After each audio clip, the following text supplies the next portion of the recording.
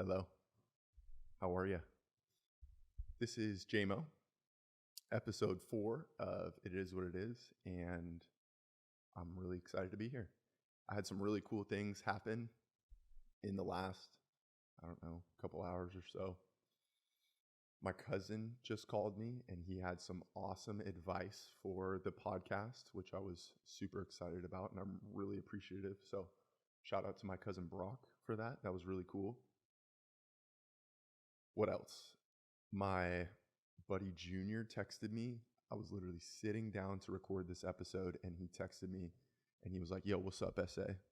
And he took a screenshot that he's following me now on Spotify. So I really appreciate it. Shout out to Junior.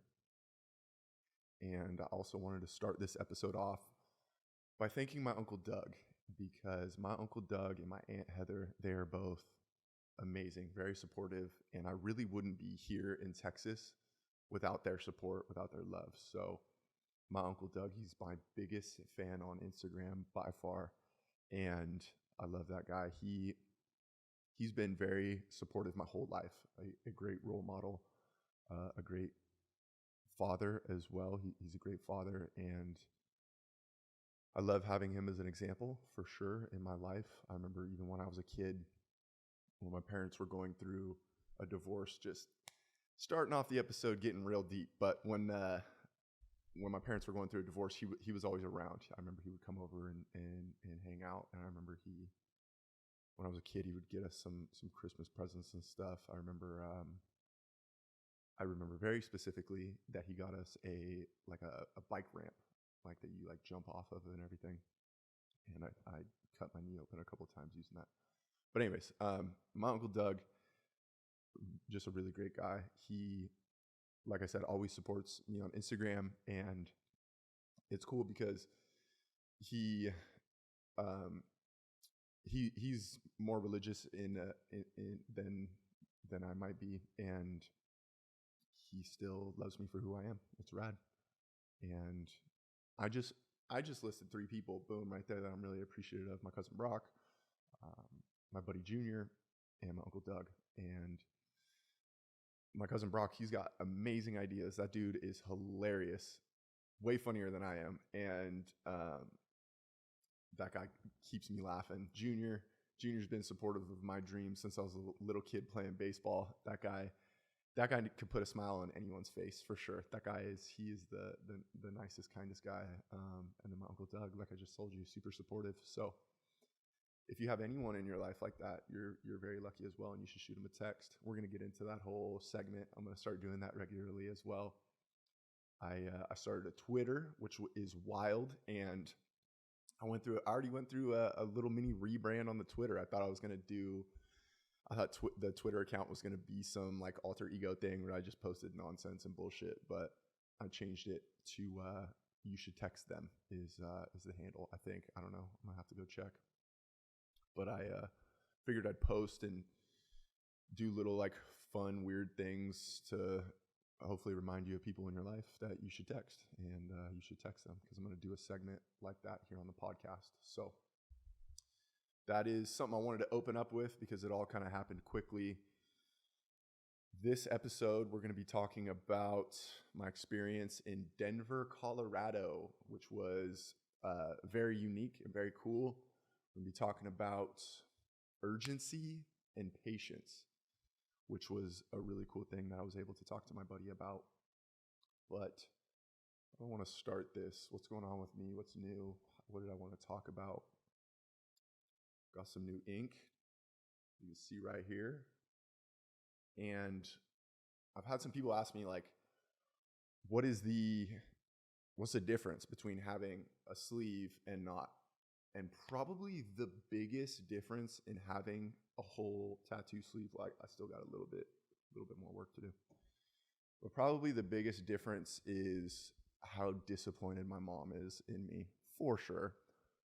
That woman is an angel, and I could tell she's just so bummed that when she saw my tattoos, and I don't blame her, it's not what she wanted for me. But it is what it is, and can't do anything about it. So the tattoo is new. this whole episode is obviously new, but it's new to me because it's going to be a whole solo thing, and I'm very excited for it. But yeah, this episode, like I said, we're going to be talking about Denver, but one of my buddies gave me some amazing advice, and I'm going to take it. I was telling him, I'm like, dude, I'm so awkward when I get on the podcast. It's my podcast. Why am I awkward, right? Like, I'm the one that wanted to do this, and it's mine. I can do whatever, right? So he was like, you should just tell a story. Tell a story and loosen up, break the ice. And that's what I'm going to do. And he was like, you have to tell the story of what happened to you at UC Irvine. And it's a story I'm going to tell.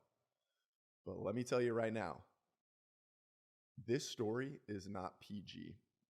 I don't tell it in a PG manner, but and I don't tell it like super like gruesome or R-rated. But it was like potentially the worst thing that's ever happened to me. For sure, pain-wise, the worst pain I've ever been in. And when I tell this story, usually about halfway through, people ask me if like what happened to me, if I'm okay. And I am okay.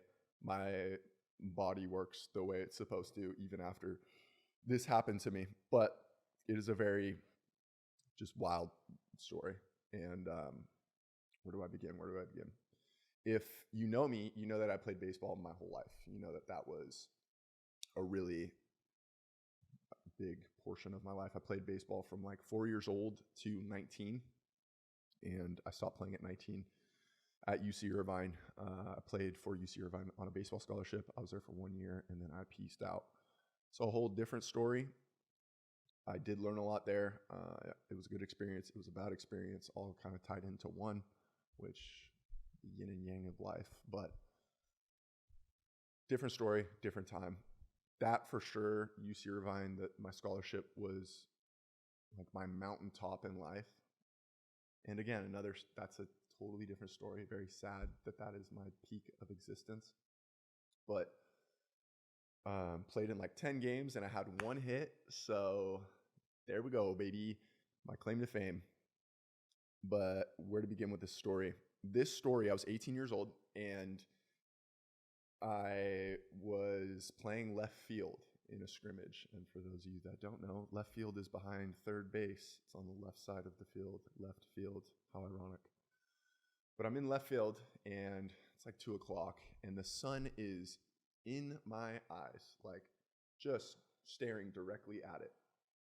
And I had my glasses on, I had my hat on, all my clothes. The only thing I didn't have on was my cup because I'm an outfielder. And what outfielder really wears a cup? You know what I'm saying? Basically my whole baseball career, I didn't wear a cup ever because again, I'm in the outfield and I was built for speed, baby. You know what I'm saying? Like I didn't need that in the way when I'm trying to run. And you get the whole point I'm making here. I wasn't wearing a cup that day. So I'm in left field, sun's in my eyes. I'm taking every precautionary measure to get that sun out of my eyes. Homeboy at bat, he hits a ball like 2 miles in the air between me and the shortstop. And I see this ball, the highest hit ball I've ever seen. And I'm sprinting in. And in my head, I'm thinking, I'm going to make an amazing play. This is going to be badass. And I'm screaming out, I got it. And I'm calling off the shortstop. And as I'm running in, I slide feet first. For those of you watching, I'll try to show you how I slid. Not that flexible, but I'm going to do my best here. My feet was up like this, right? Like forward, my glove is next to me like this. And I'm sliding. And when I get into my slide, I'm staring up in the sky. I'm like, damn, where did that ball go? Because it aligned directly with the sun. I'm sliding, and mid-slide, I remember thinking, like, where is this ball? And oh boy, did I find it. It dropped from the sky. This ball falls and hits me, not on my thigh, doesn't hit my dick, but it hits perfectly on my right testicle. Just squares that bad boy up. And Even the way I'm sitting right now, my right testicle is perched in such a way that if a ball flew out of the sky right now and hit me, it would be the exact same experience. Worst pain I've ever been in immediately when that thing hit me. Worst pain I've ever had. I thought my testicle exploded in my pants. Like I thought that it was just going to be a giant mess, a busted nut. I'm freaking out, and the coaches are laughing and watching from the booth, the office or whatever. They're recording. Everybody in the infield is losing it, laughing, whatever. And I am in the worst pain of my entire life. They get me up. I'm dry heaving, throwing up, about to pass out. They get me to the hospital, and probably they did take every precautionary measure. They treated me like I was like a gunshot victim. They immediately made a bed open for me. The nurse comes in, and here's where it gets a little R-rated, but this is what happened to me. And how do I not tell the story? My boy asked me to tell this story, and I'm going to do him some justice. The nurse, she had both of her hands on my testicle. That's how big it was at this point. Like, this thing, I remember looking at it, and I could see the laces imprinted where it hit me on the nut. And this nurse, she has both her hands on it. The doctor comes, puts both of his hands on it. Now there's 4 hands on my nut, 1 nut. And somebody else, a third person comes in, and it's just like, at this point, I'm like, please just fix me, or like tell me I'm like not going to lose this nut, because I'm 18 years old. I'm like, looking back now, yeah, maybe it would have been a cool party trick to just like, oh, I got 1 nut. But anyways, I have 2, and it's fine. It works. Like I said, halfway through the story, usually people ask that. But here's where it gets interesting. They give me a painkiller, and immediately, they give me a shot, and I'm feeling immediately better. They take me back for an ultrasound, and y'all know what the ultrasound is. It's what they give pregnant women to look at the little dude in the stomach, right?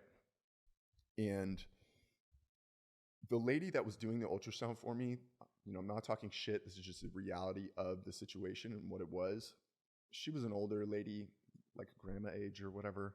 But this woman looked like the guy from the Quaker oatmeal. You know what I'm talking about? The face of that guy. That's what she looked like.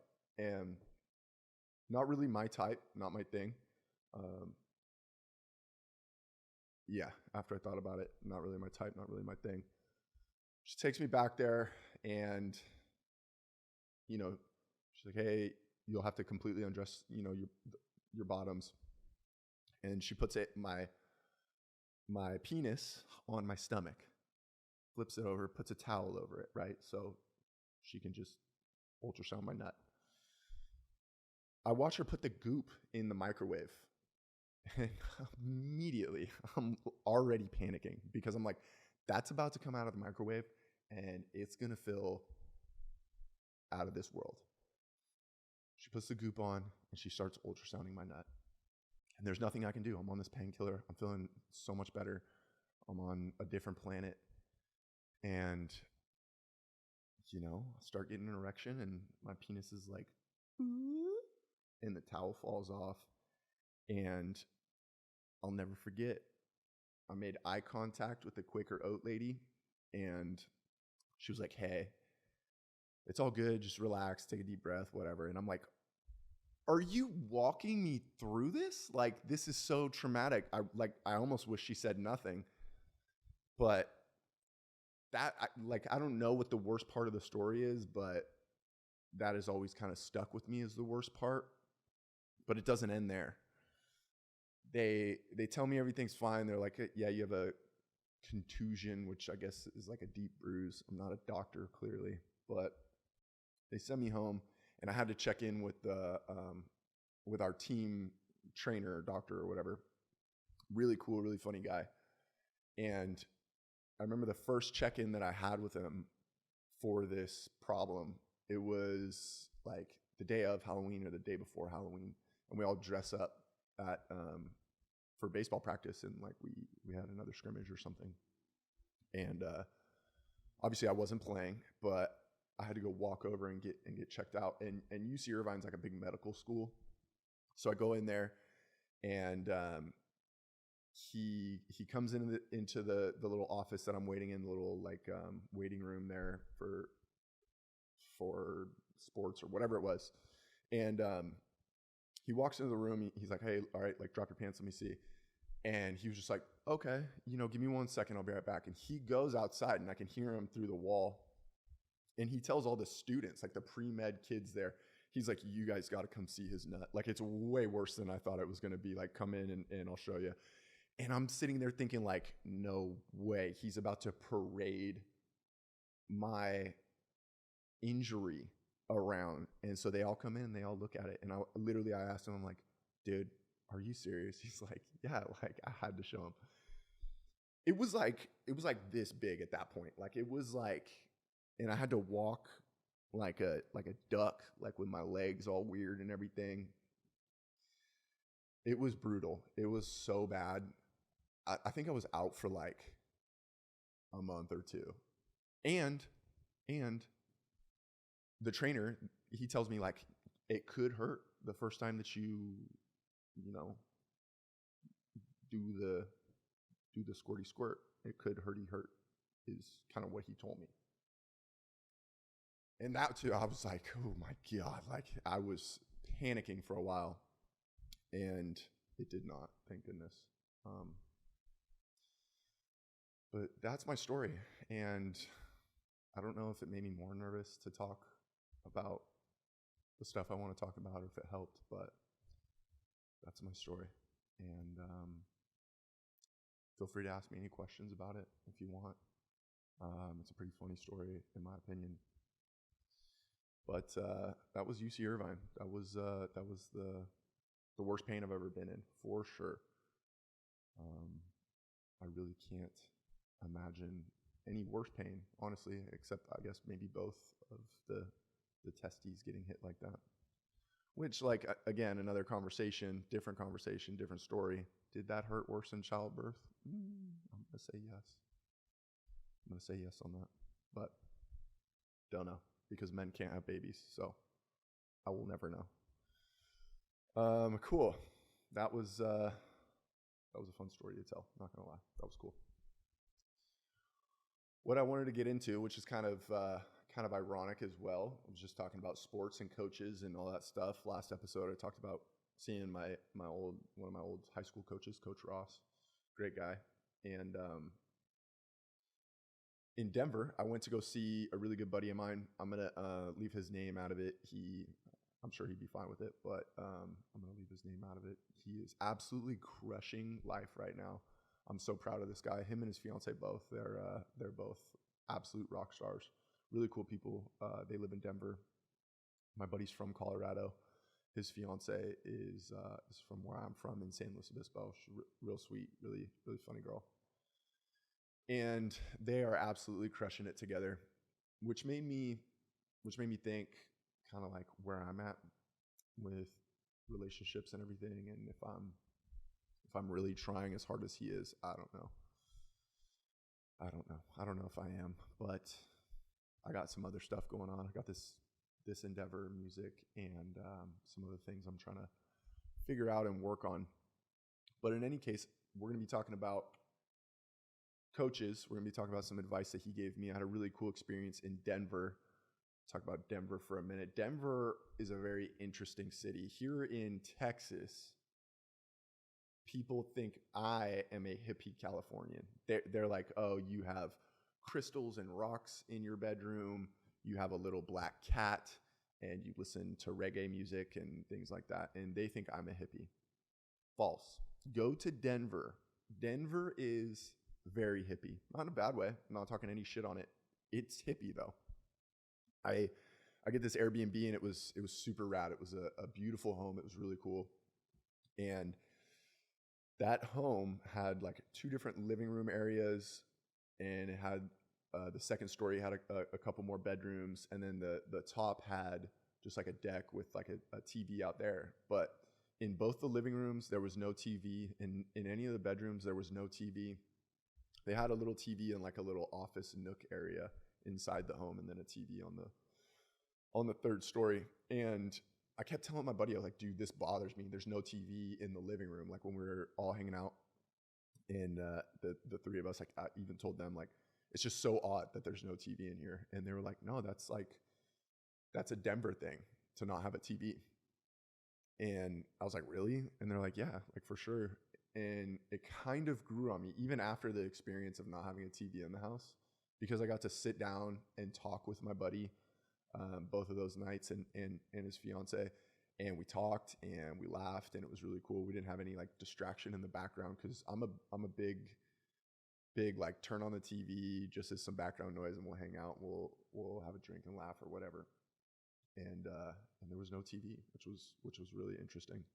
So I may do no TV in the next place that I move to, because I am moving out of this apartment. There's really nothing left here in this apartment. I got some last final things to move, but I am moving into Victory Park in Dallas, which is going to be really cool. So Denver, bunch of hippies. I went on like a little walk on Saturday morning. I'm a big walk guy. I love taking walks. Take walks at night and in the morning.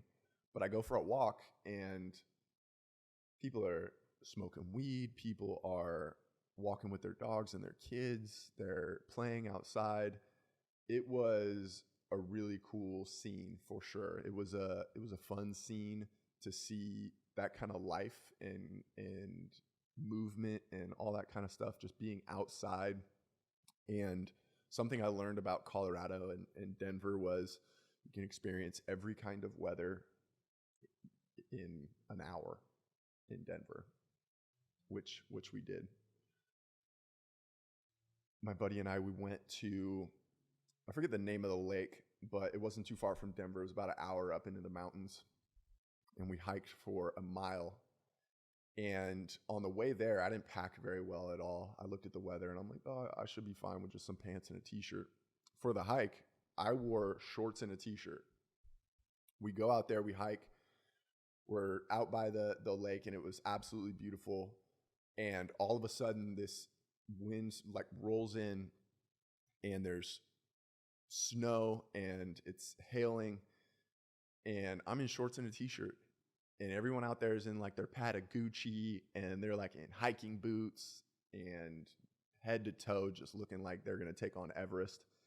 And I just tucked my arms inside of my shirt and walked down the mountain with my buddy. And it was very interesting. And then it cleared up an hour later, and it was nice and sunny.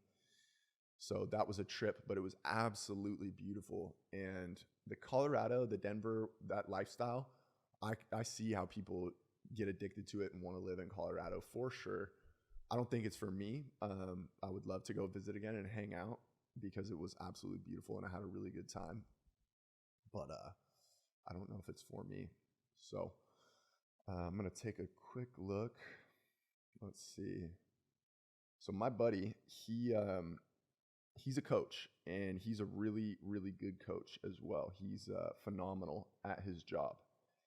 And Brian Kite is the name of the gentleman who put together a video. Looks like a motivational video to set the scene for you. And my buddy, who's a coach, he is a strength and conditioning coach, and he takes his job and his career very seriously. He's very, very good at it. He studies all the time, and he puts in the hours from top to bottom. He shows up. He's there. He's committed to making those student athletes better. And hearing him talk about what he does and how passionate he is about it kind of reminded me why I wanted to do my podcast in the first place. My podcast has had even, this is episode 4, and I've recorded a bunch of them, but it's had a bunch of different iterations that I wanted to go with. Originally, when I started the podcast, I wanted to go around and talk to people about their jobs and their careers. And I wanted to hear like how they got into it, the advice that they would have for somebody else looking to get into that field. And then I scrapped the whole podcast idea. That was a little over a year ago, and restarted it again. Got all the equipment that I needed, and I was like, all right, I'm going to do this.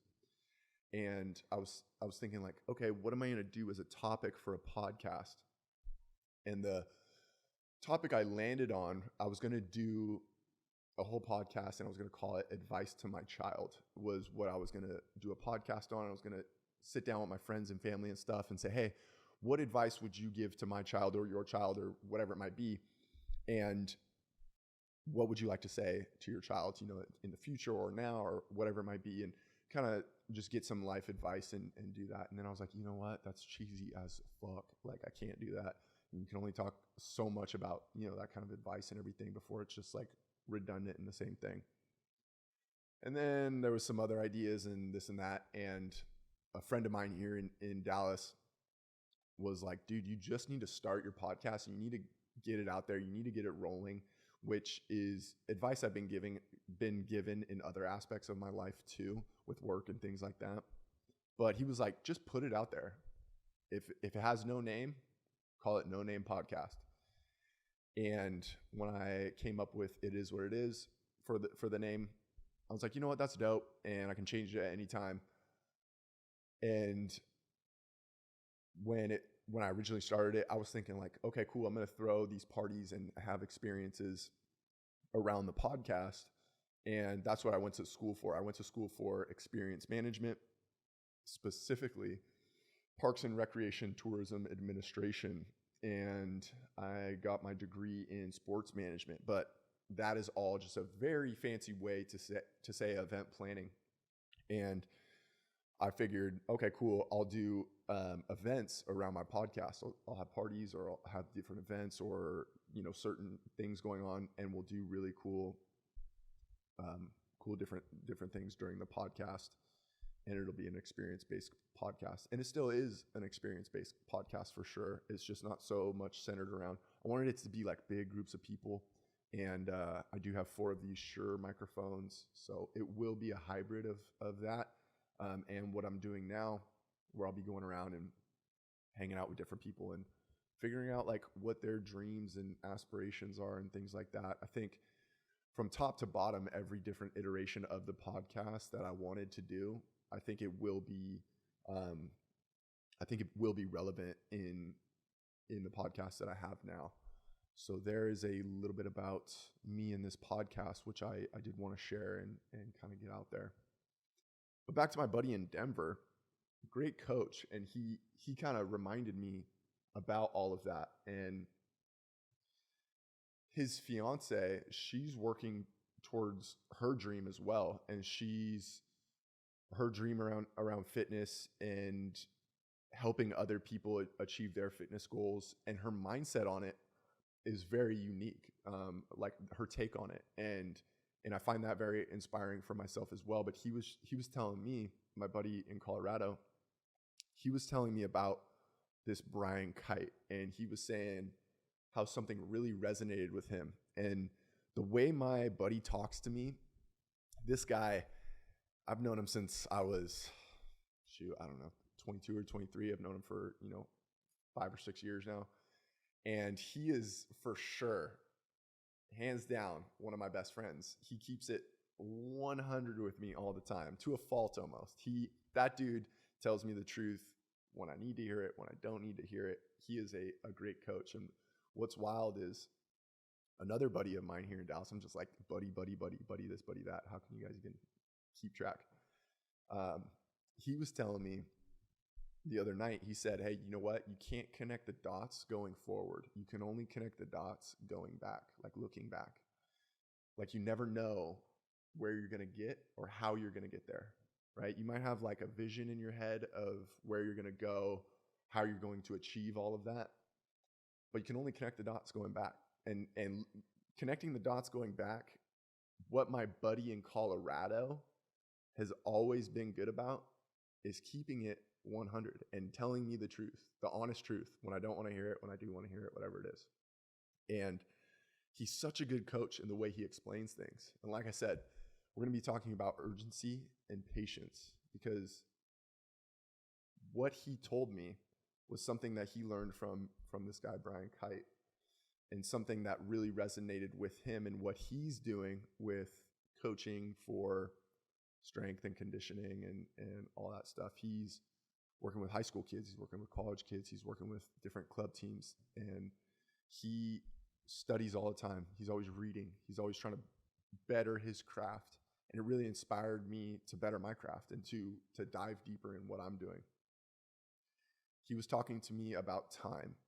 And what he said about time was, there are specific words, and I'm gonna butcher this, but I'm gonna do my best to give my friend the justice it deserves, because the way he explained it to me, and when we were sitting by the lake and we were talking about it some more, it really just hit me, and it was beautiful. The whole scene was beautiful. The lake and the mountains, and just having this conversation with him. I remember a little side note here. We were at the store and we were gonna get some snacks to sit by the lake, and I got like 2 bags of chips, like totally a Jordan Morrison thing to do is to get chips. And Denver and his vibe and that whole scene there, he's like, dude, no, like, let's get some fruit, let's get some nuts, like, let's get some actual food and like sit in nature. And I'm like, oh, so happy we did that. So we're sitting there and we're eating strawberries and we're talking about urgency and patience. If you've made it this far, you are patient listening to me ramble. So he said, hey, how do you view time? If I said this is urgent, how do you view that? How are you going to describe urgency? In what kind of measurement of time is that? And urgency, when you think of urgency, you think of seconds, minutes, or hours, right?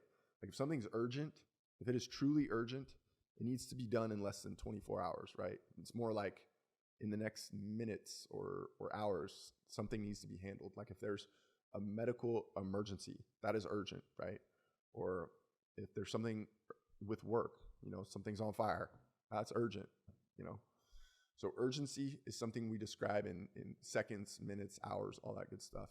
But patience, how would you measure patience? How do we measure that amount of time? It's more like weeks, months, years, decades kind of thing. And that notion of time is much longer. So he was telling me he attacks every day with urgency, and he's looking to constantly better himself in his craft and what he's doing. He's looking to excel and be promoted and all those types of things that we all are looking to do with our craft and what we do in life. And he attacks every day with urgency. And again, that urgency is measured in a specific time, right? Attacking that day, being urgent, he made it very clear that in a day, there's so much that you can do. And if you attack what you can do with urgency every single day, over time, there will be changes if you are patient. And the way he explained it was incredible, because it hit me like a ton of bricks. There are days where I don't want to be urgent. There are definitely days where I have some kind of excuse. But if you're not urgent every single day, then the patience in the long run isn't going to work for you either. The patience in the long run is something that you need to view and take very seriously as well. But it only pays off in the long run, that patience, if you are urgent every single day. And I hope that makes sense. I hope I didn't absolutely butcher that. And I really do appreciate that advice and him passing that along. I asked him to share that Brian Kite motivational speech that he gave me. So if anyone's interested in hearing it explained better than how I just explained it, I'd be more than happy to send that off and share it with you. Patience in the long run is tough, because not a lot, again, you can't connect the dots going forward. You got to connect the dots going backwards. And the thing about being patient is it is tough, right? Over a day, over a week, over even a month, 2 months, 3 months, half a year, might not be huge changes, and you need to be patient while also attacking each day with urgency. So the dichotomy of both of those, it was just very interesting, but the truth of it is it's just spot on with what he's saying. And I knew I needed to hear it too. Like where I was at in life and everything, I knew that was something I needed to hear. And I could tell he could tell I needed to hear it too. He was very, very kind to me, as was his fiance, and I needed that for sure. And coming home from that trip, just a completely different JMO, and I'm very thankful for it. So I want to thank them for all of that. That was really cool. It was a really cool Denver experience, and it was tons of fun. We talked about his coaching career, and we were laughing because we had played sports our whole life, and he played college football, and we were laughing just thinking about coaches when we were younger, and you just really don't appreciate them as much as you should, because you're a kid and you don't understand that they've got their own lives and they've got their own things going on, and they may have, multiple jobs outside of the coaching that they're doing, or coaching may be their job and their career and their craft. And in either case, they're spending a lot of time making sure that you get developed both physically, mentally, emotionally. And I've had amazing coaches, far better coaches than I deserve. That's for sure. Too many to name and count. I've let coaches down, both on and off the field, in more ways than one. I've hurt coaches on and off the field in more ways than one. I've been supported and loved by coaches in more ways than one.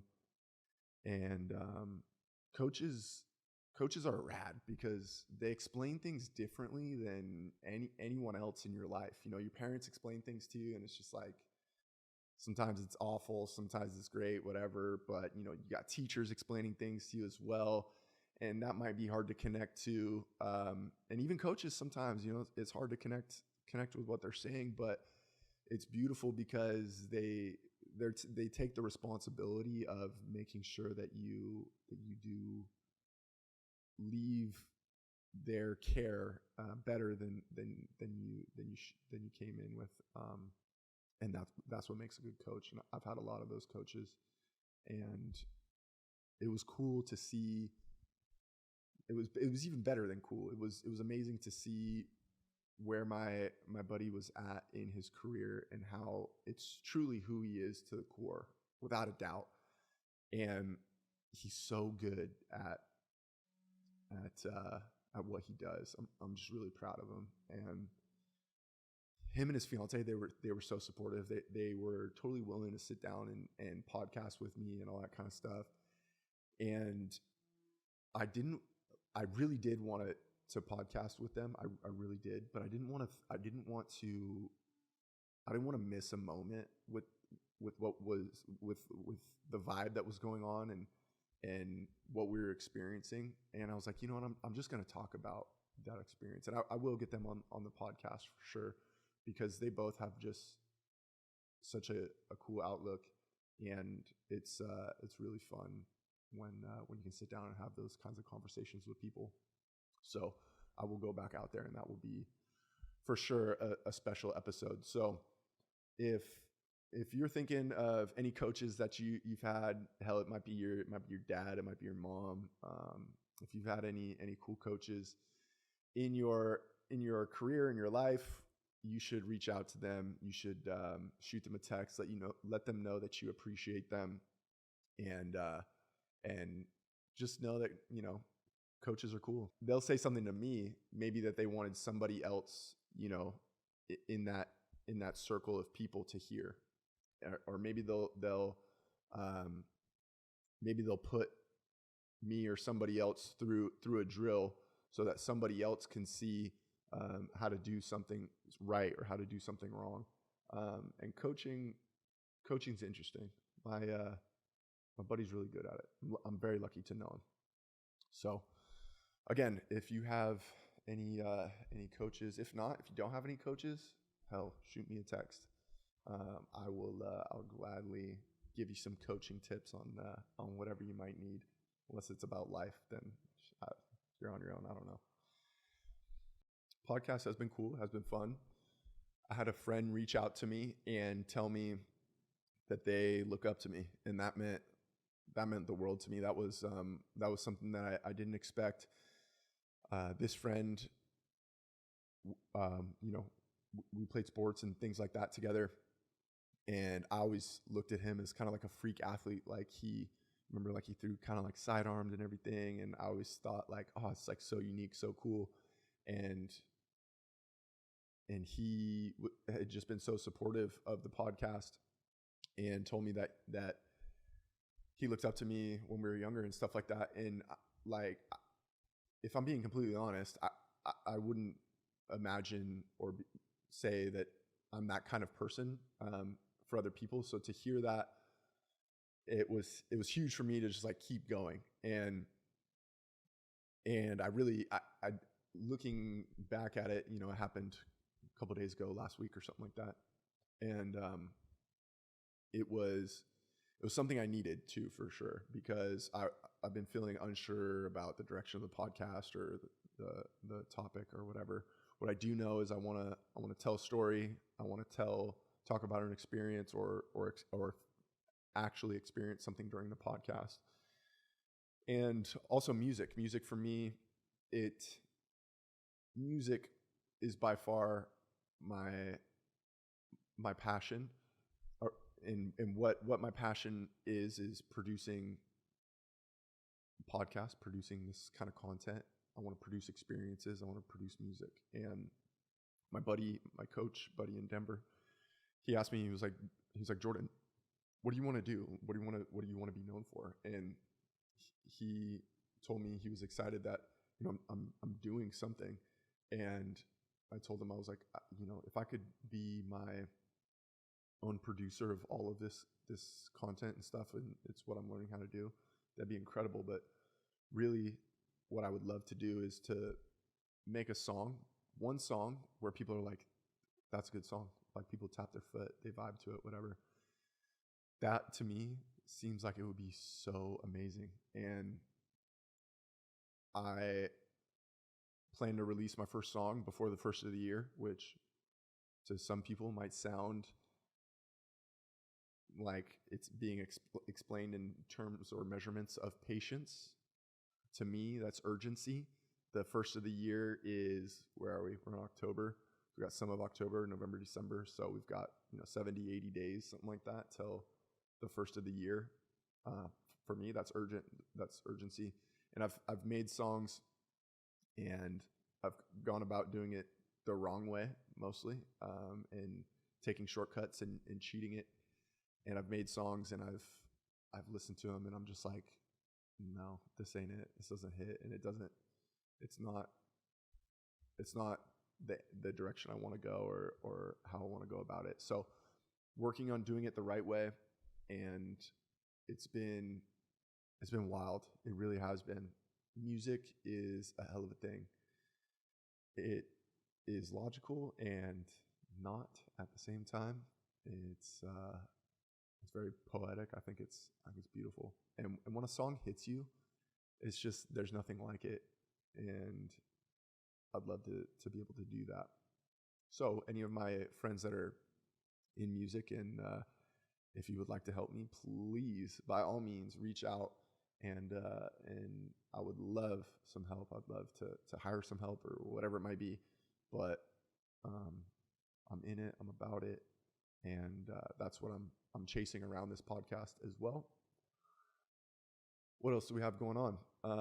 I'd love to hear from more of you guys, more of my friends and family. If you have a dream or a story or an experience that you want to share with me, that would be just absolutely amazing. That'd be really cool. I'm going to be homeless for the next couple weeks. I say homeless, but I'm very fortunate that I never have to experience that, because can you imagine? I just slept outside for like the first time. No tent, no nothing. Slept outside in a sleeping bag on that camping trip I had a few weeks ago. And that shit's brutal. So I can't even imagine it. I am joking, but I'll be out in California bouncing around with different friends and family until I move into my new place here at the first week of November, which is going to be very exciting. Got that new place, and I am so pumped for it. But yeah, if you want to reach out and give me some love for the podcast, I always appreciate that shit. So